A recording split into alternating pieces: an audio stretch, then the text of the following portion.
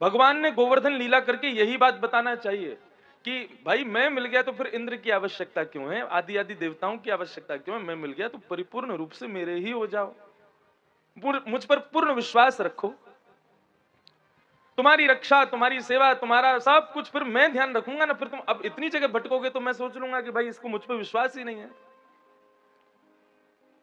क्योंकि मैं कहूंगा कि मैं भगवान हूं तो ये 2-4 डंडे तो मुझ में ही मार देंगे, आयो बड़ो भगवान। इसलिए भगवान ने अपने ही दूसरे स्वरूप श्री गोवर्धन नाथ को भगवत रूप प्रदान करके सभी ब्रजवासियों को उनके आश्रित किया है। हम ब्रजवासियों के प्राण धन हैं श्री गोवर्धन नाथ। क्यों? बोले हमारो लाला भी जिनकी पूजा करे, हमारे बाल कृष्ण भी जिनकी पूजा करते हैं, वो हैं श्री गोवर्धन नाथ। भगवान के भी भगवान श्री गोवर्धन।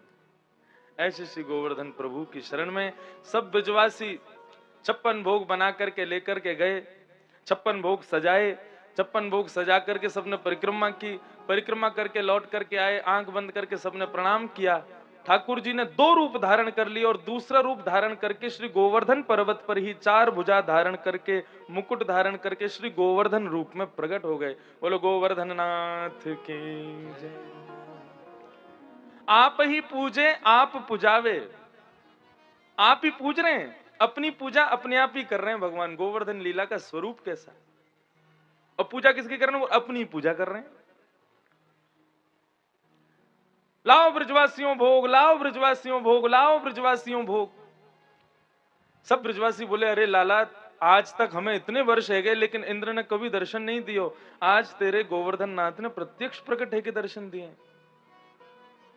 बड़ी कृपा भैया। सब ब्रजवासियों का भोग ठाकुर जी ने लगाया।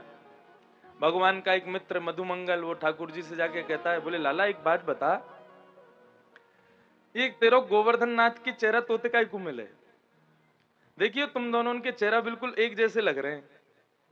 भगवान बोले देख, मैं अपनी गैया चरावे यही पर्वत पे आऊं और जा गैया को दूध मैं पीऊं, वही गैया को दूध ये गोवर्धन नाथ पी, भैया हमारे हम दोनों उनको चेहरा एक जैसा है। मधुमंगल क्या बोलता है, ये सब हमारे ब्रज में लीलाएं होती है ना, वहां ये सब देखने को मिलता है, भागवत में नहीं है ये बातें। मधुमंगल भगवान से बोलता है ऐसे तो फिर गैया के बछड़ा भी वही को दूध पीवे, हम भी वही को पीवे, तो हम दोनों उनको चेहरा एक जैसा क्यों ना है। उसका तर्क भी बड़ा अच्छा है। भगवान बोले अच्छा एक बात बता, तू और तेरी बहन तुम दोनों ने अपनी मैया को दूध पियो, तुम दोनों उनको चेहरा एक जैसा है कि ना है। अब उसकी बात में ऐसा फंस गया मधुमंगल, ठाकुर जी की बात सोचे, बोले लाला तू बात तो सही कह रहे हो, यही मारे तेरो चेहरा मिले गोवर्धन नाथ, तो बोले हाँ यही मारे मिले। अच्छा लाला एक बात बता, तेरो गोवर्धन नाथ बहुत दिना को भूखो है का?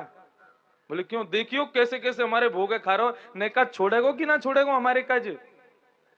ठाकुर जी बोले ऐसी बात क्यों कहते हो, तुम्हारे इंद्र ने तो कभी तुम्हारा एक प्रसाद भी स्वीकार नहीं किया, कम से कम गोवर्धन नाथ तुम्हारा प्रसाद स्वीकार तो कर रहे हैं, ग्रहण तो कर रहे हैं।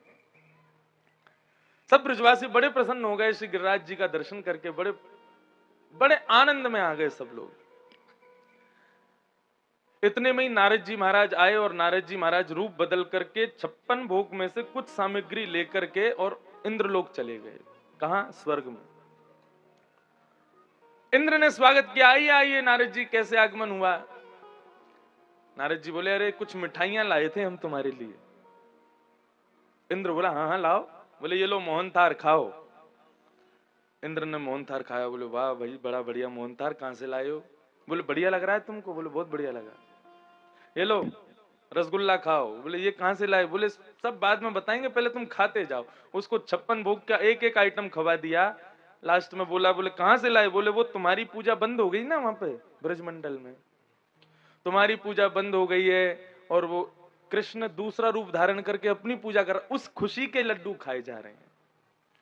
इंद्र को क्रोध आ गया, बोले कि ये बेलूपिया कृष्ण अपनी पूजा करवा रहा है, मेरी पूजा बंद करवा रहा है। मेघमालाओं को आदेश कर दिया इतना बरसो पूरा ब्रजमंडल बह जाए। काले काले बादलों ने आकर के पूरे ब्रजमंडल पर डेरा जमा लिया। सब ब्रजवासी भागने लगे, दौड़ने लगे, त्राहिमाम कन्हैया, हम पहले ही कह रहे इंद्र नाराज हो जाएगा, देख अब इंद्र हमको नहीं छोड़ेगा। भगवान बोले देखो, किसी के आश्रित यदि हुए हो तो पूर्ण विश्वास रखो उसी पर, किसी भी रूप में सही कैसे भी सही वही तुम्हारी रक्षा करेंगे। आप लोग गिरिराज जी की शरण में आए, उन पर पूर्ण विश्वास रखो ना, भाग कहां रहे हो। सब ब्रजवासियों को इकट्ठा किया और सबसे कहा, हाथ जोड़ करके श्री गोवर्धन नाथ से प्रार्थना करो कि प्रभु हमारी रक्षा करो। सब ब्रजवासी गाने लगे, गिरिराज धरण प्रभु तुमरी शरण। गाइए, गिरिराज धरण प्रभु तुमरी शरण, गिरिराज धरण प्रभु तुमरी शरण, गिरिराज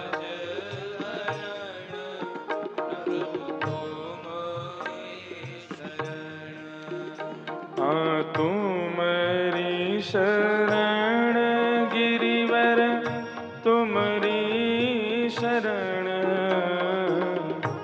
तुम्हारी शरण तुम्हारी शरण, तुम्हारी शरण गिरिवर तुम्हारी शरण, तुम्हारी शरण गिरवर तुम्हारी शरण, गिरिराज धरण प्रभु तुमरी शरण, गिरिराज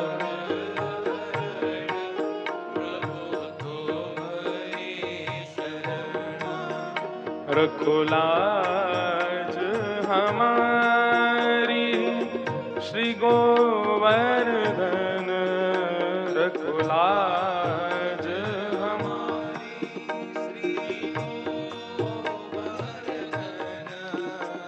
रखो लाज हमारी श्री गोवर्धन, रखो लाज हमारी,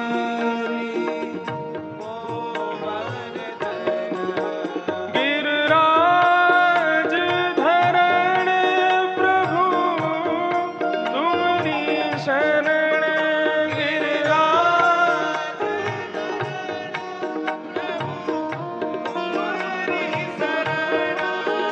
गिरिराज धरण प्रभु तुमरी शरण, गिरिराज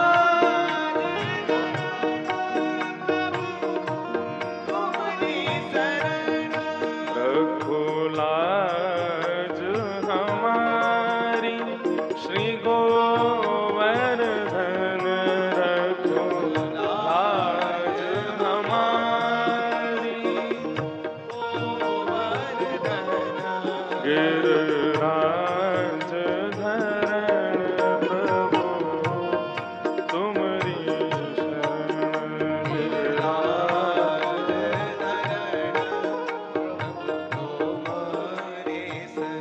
ओ प्रभु तुमरी शरण।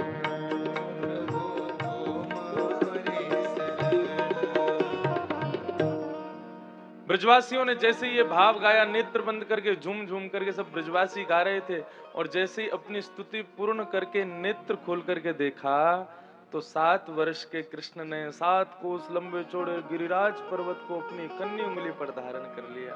बोलो गिरवरधारी गोपाल की, श्री गिरधर लाल की।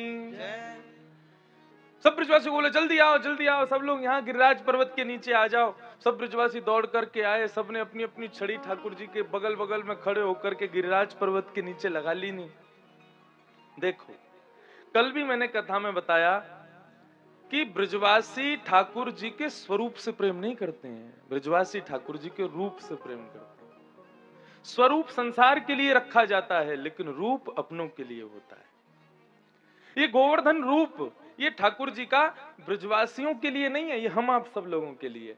उन लोगों को तो अभी भी यही लग रहा है कि गिरिराज पर्वत हमारी छड़ियों पर टिका हुआ है। वो तो अभी भी ये विचार कर रहे हैं कि इतना विशाल गिरिराज पर्वत हमारी छड़ी नहीं हो तो अभी नीचे आ जाएगा।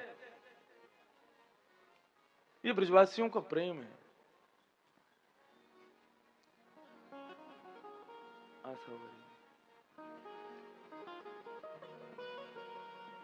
ठाकुर जी ने गोवर्धन पर्वत धारण किए। यही है भगवान की गिरधर छवि, जिस पर लगभग सभी मोहित हुए हैं। ऐसी छवि ठाकुर जी की ना कभी किसी ने देखी, ना कभी किसी ने अनुभव की। ऐसी छवि ठाकुर जी की। सावधानी से सुनिएगा। भगवान की इसी छवि पर मोहित हुई हैं श्री मीराबाई। मेरे तो गिरधर गोपाल दूसरो न कोई, जाके सिर मोर मुकुट मेरो पति सोई। बहुत सावधानी से सुनिएगा। मीराबाई के जो गिरधर गोपाल हैं वो कहां से मीराबाई को मिले। मीराबाई के गांव में एक बार श्री रैदास जी का आगमन हुआ और रैदास जी महाराज का नित्य नियम था, रोज अपने पहले गिरधर गोपाल जी की सेवा करते थे और उसके बाद में फिर शाम को गांव के लोगों को प्रवचन सुनाते थे। मीराबाई छोटी सी, उनका कोई ऐसा रुझान उसके प्रति था नहीं, लेकिन उनकी माताजी रोज जाया करती थी प्रवचन सुनने के लिए। एक दिन मीराबाई बोली, घर पे बैठे बैठे मेरा मन ना लगे, मां मैं भी आपके संग चलूं। मीराबाई की माताजी बोली, तू अभी लाली है, तू अभी छोटी है, तू प्रवचन में तेरे कहा समझ में आवेगो। वो ना मैया मुंह को ले चलो, मुंह को जानो है आपके संग। तो मीराबाई की उस बात को मान करके उनकी माताजी उनको अपने संग प्रवचन में ले गए। मीराबाई प्रवचन में गई। अब प्रवचन में तो उनको कुछ खास समझ में नहीं आ रहा था, लेकिन रैदास जी जिस मंच पर बैठे थे उसी मंच के एक कोने में एक एक बढ़िया सुंदर सा आसन बिछरा था, उस पर श्री गिरधर लाल जी की छवि विराज रही थी।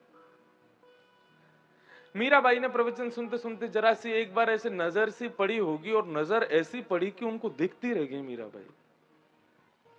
और देखते देखते देखते देखते मीराबाई के मन में बार बार ये बात उठे कि मैं इनको जानती हूं, मैंने इनको पहले कहीं देखा है, मैंने इनका स्वरूप कहीं तो देखा है, ये स्वरूप कहीं तो देखा है मैंने। बार बार अपनी माँ से बोले, माँ ये कौन है, ये कौन है जो वहां बैठे हैं, जल्दी बताओ ना वो कौन है। माँ बोली, चुपचाप बैठ, ये गुरुजी रैदास जी के गोपाल जी हैं, रैदास जी के गिरधर लाल जी हैं। माँ इनसे पूछो ना इनका नाम क्या है।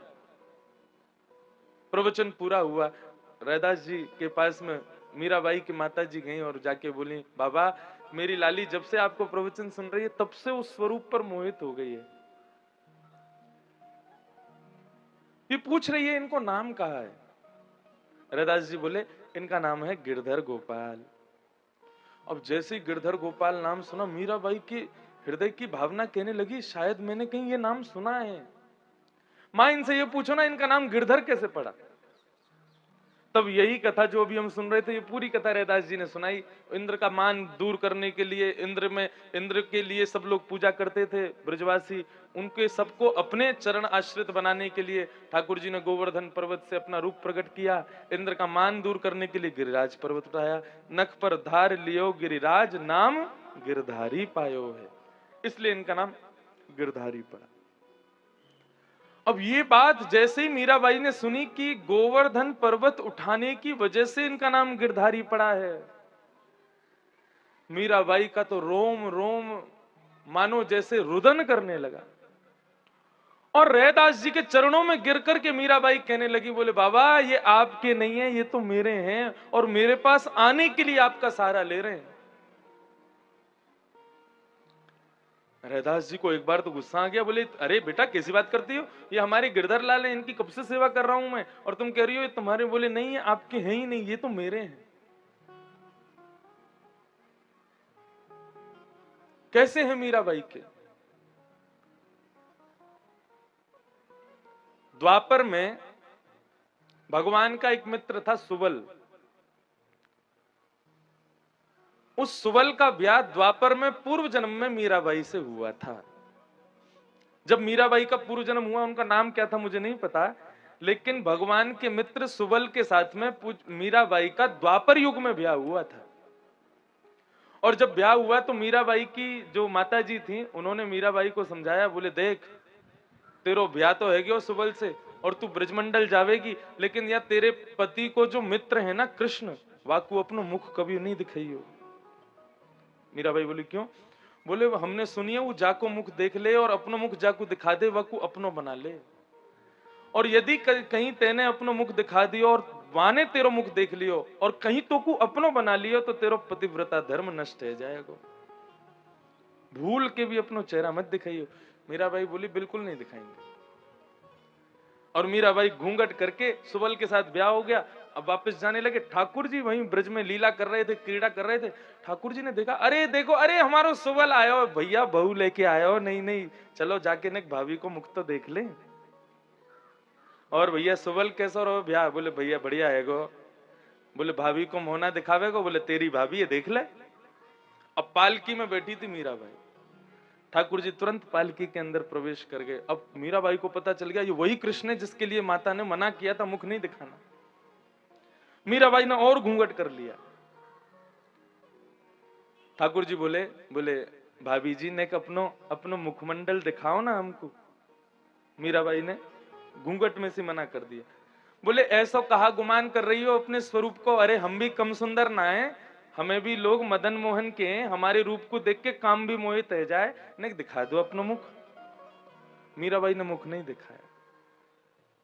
ठाकुर जी बोले अंतिम बार पूछ रहा हूं, अपना मुख दिखाओगी कि नहीं दिखाओगे? मीराबाई ने मना कर दिया। बोले बिल्कुल नहीं दिखाएंगे। तुम लाख कोशिश कर लो और जबरदस्ती करोगे तो हम चीखेंगे चिल्लाएंगे, हमको स्पर्श करना नहीं, दूर बैठो, हम अपना मुखमंडल नहीं दिखाएंगे। भगवान बोले ठीक है, मत दिखाओ, हम श्राप देते हैं तुमको अपने रूप का बहुत गुमान है ना। आज जिसको तुम अपना मुख नहीं दिखा रही हो, इसके दर्शन करने के लिए तुम तड़पोगी, और ऐसी तड़पोगी कि जब कभी भी मेरे सामने आओगी तुम्हारी आंखों से दिखना बंद हो जाएगा, मेरा दर्शन नहीं होगा तुमको। और ऐसा कह के भगवान वहां से चले गए। अब मीराबाई को तो क्या बोले कि ये तो ऐसे ही है, ऐसे ही बोलता रहे और ये सब। अब लेकिन जब आज गोवर्धन पर्वत धारण किए भगवान ने, तो समस्त 84 कोस ब्रजमंडल के ब्रजवासी वहीं खड़े हैं, मीराबाई भी वहीं खड़ी है, करोड़ों लोग खड़े हैं वहां पर 7 कोस के नीचे। ये बोली ये इतना बड़ा गिरिराज पर्वत उठाया किसने? बोले सुवल के मित्र कृष्ण ने उठाया है। तब मीराबाई के मन में आया, बोले एक बार देखूं तो सही भैया, इतना बड़ा बलवान, इतना बड़ा गोवर्धन पर्वत उठाया हो। जैसे ही मीराबाई सामने गई, ठाकुर जी की गिरधर छवि का उसको एक क्षण दर्शन हुआ, और दर्शन होते ही उसकी आंखों से दिखना बंद हो गया। और जैसे ही वो एक क्षण के लिए ठाकुर जी का मुखमंडल उसने देखा है, एक भुजा पर एक हाथ है, दूसरी भुजा से श्री गोवर्धन पर्वत धारण किए हैं, कटीले नेत्र हैं ठाकुर जी के, कपोल इतने सुंदर, घुंघराले केश लहरा रहे हैं, मोर पीछ ऊपर मंडरा रहा है। एक क्षण का वो स्वरूप ऐसा दिखा, वहीं बैठ करके रोने लगी, रुदन करने लगी, बार बार अपनी आंखों को मिटती है कि मुझे दिख जाए ये, लेकिन ठाकुर जी का दर्शन नहीं हुआ। दौड़ करके गई, ठाकुर जी के चरण पकड़ लिए, मुंह को क्षमा कर दो, आप अपनो श्राप वापस ले लो, मैं आपको मुखमंडल देखना चाहूं। भगवान बोले देख, तेरी भक्ति से हम बड़े प्रसन्न हैं, लेकिन श्राप इस जन्म में लगा है, तो इस जन्म में तो मेरा दर्शन तुझको होगा नहीं। मीराबाई बहुत रोई, बोले ऐसे वध मत करो हमारा, हम आपके स्वरूप के एक क्षण के दर्शन के बाद ऐसी व्याकुल हो गई हैं कि आपको देखे बिना रह नहीं सकते। भगवान बोले इस जन्म में तो दर्शन होंगे ही नहीं, लेकिन तुम चिंता मत करो, कलयुग में, द्वापर के बाद कलयुग में राजस्थान की भूमि पर मेड़ता की तुम मीराबाई बन के आओगी, और इतने दिन तक तुमको मेरे उसी एक क्षण के स्वरूप का बार बार चिंतन करना, उसी से तुम्हारा इतना भजन बनेगा कि तुम मीराबाई बनकर के प्रकट होगी। तुम्हारे गांव में एक संत आएंगे, उन संत के साथ मैं आऊंगा और तुम्हारी सेवा ग्रहण करूंगा, तब तुम्हें मेरा पहली बार दर्शन होगा। आज मीराबाई ठाकुर जी को देख रही है वहां पर और कह रही है रैदास जी इनको मुझे दे दो, ये मेरे हैं।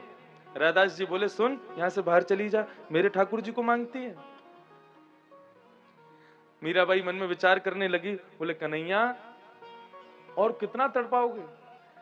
एक पूरा जीवन व्यतीत किया, एक पूरा युग व्यतीत किया मैंने तुम्हारा बिना दर्शन किए, और आज जब मुझे पुनः स्मृति हुई है कि तुम मुझे दर्शन देने आए हो, तो फिर क्यों नहीं आ रहे हो मेरे पास? तुम्हारे संत इतने निष्ठुर नहीं है, तुम निष्ठुर हो।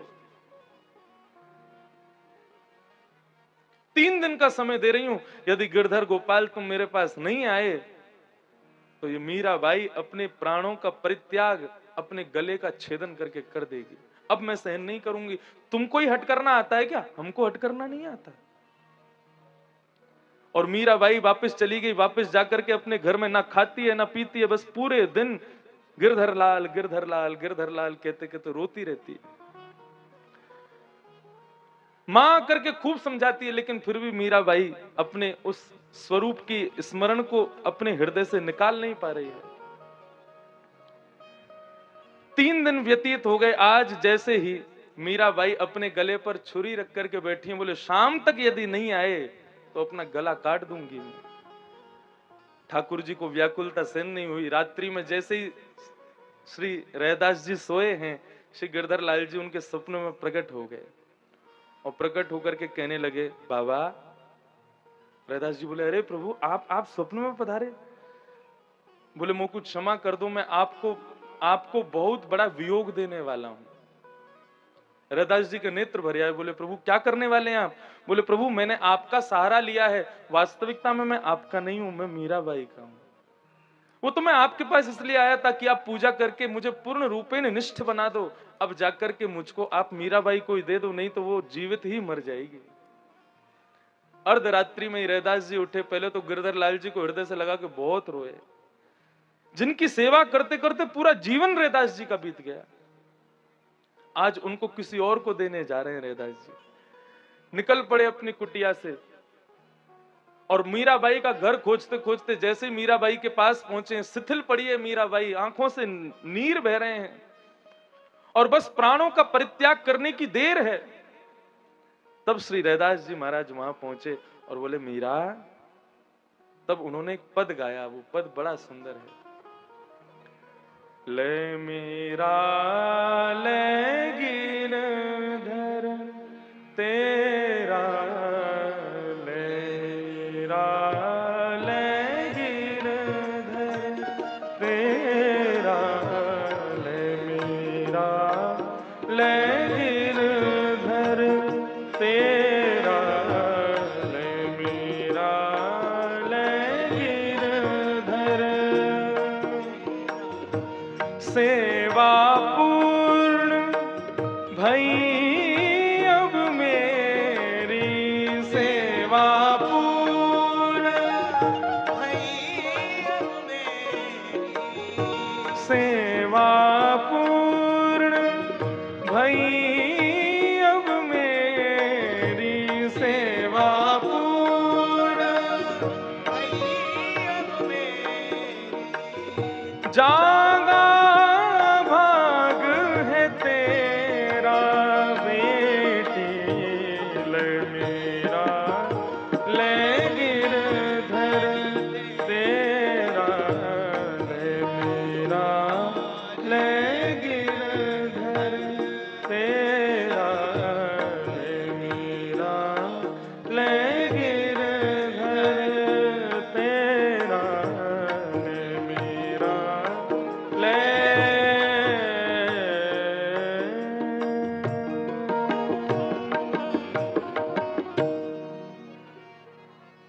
और रैदास जी ने अपने हृदय के स्वरूप श्री गिरधर गोपाल जी को मीराबाई को प्रदान कर दिया।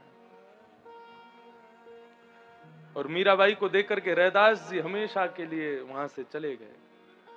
और फिर उस गिरधर स्वरूप का वास्तविक दर्शन तो नहीं कर सकते, तो नेत्र बंद करके अपने हृदय कुंज में ही दर्शन करने लगे श्री रैदास जी। तो ये गिरधर स्वरूप ना जाने कितने लोगों को भगवत अनुरागी बना चुका है। इसलिए श्री गोवर्धननाथ हरिदास वर्य के नाम से जाने जाते हैं। गोवर्धन, गो यानी कि इंद्रियां, इंद्रियों का जो वर्धन करे, कृष्ण भक्ति में जो वर्धन करे, उसका नाम है गोवर्धन। मीराबाई को भक्त बनाया श्री गोवर्धन नाथ जी ने, सूरदास जी को भक्त बनाया श्री गोवर्धन नाथ, कुंभन दास, रैदास, सबको भगवत अनुरागी यदि किसी ने बनाया तो श्री गोवर्धन नाथ। और तो और क्या कहें, श्री कृष्ण को भी भक्त बनाया श्री गोवर्धन नाथ ने, इसलिए उनको हरिदास वर्य कहा जाता है।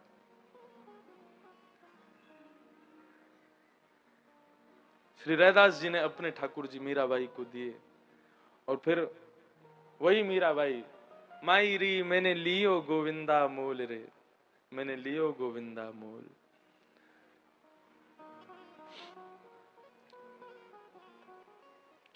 गिरिराज पर्वत 7 दिन 7 रात्रि पर्यंत ठाकुर जी ने धारण करके रखे। कल पूज्य महाराज जी धर्म मंडप का वर्णन कर रहे थे। गर्ग संहिता में धर्म मंडप के 4 स्तंभ हैं, बद्रीनाथ, रंगनाथ, द्वारिकानाथ और श्री जगन्नाथ। ये 4 स्तंभ हैं, इसके बीच में धर्म मंडप है और धर्म मंडप के मध्य में है श्रीनाथ। चारों का दर्शन कर ले और श्रीनाथ का ना करे तो धर्म मंडप का दर्शन पूर्ण नहीं माना जाता, और चारों का ना करे, श्रीनाथ जी का कर ले, श्री गोवर्धन नाथ जी का कर ले तो धर्म मंडप का दर्शन पूर्ण माना जाता है। महाराज जी तो कल ये प्रसंग सुना रहे थे, इसका श्लोक हमने ढूंढ लिया। और श्लोक कैसे है कि गंधमादन यात्रायाम यत्फलम लभते नर तत्फलम लभते सम्यक गिरिराजस्य दर्शनात्। सबके दर्शन हो जाएं लेकिन गिरिराज जी के दर्शन नहीं हो तो धर्म मंडप का दर्शन पूर्ण नहीं, और किसी के दर्शन नहीं किए हों लेकिन गिरिराज जी के दर्शन हो जाएं तो सबके दर्शन का फल मिलता है। गंधमादन यात्रायाम यत्फलम लभते नर तत्फलम लभते सम्यक श्री गिरिराजस्य दर्शनात्।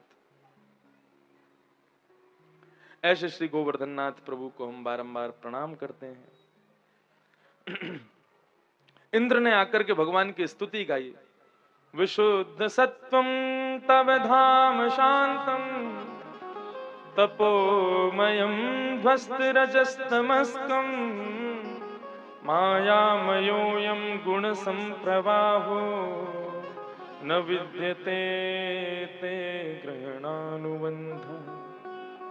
प्रभु, मुझसे बहुत बड़ा अपराध हो गया, मैंने आपके स्वरूप को नहीं समझ पाया, मुझे क्षमा कर दीजिए। भगवान ने इंद्र को क्षमा कर दिया, और इंद्र को जैसे ही क्षमा किया भगवान का अब नाम पड़ गया है इंद्रेश।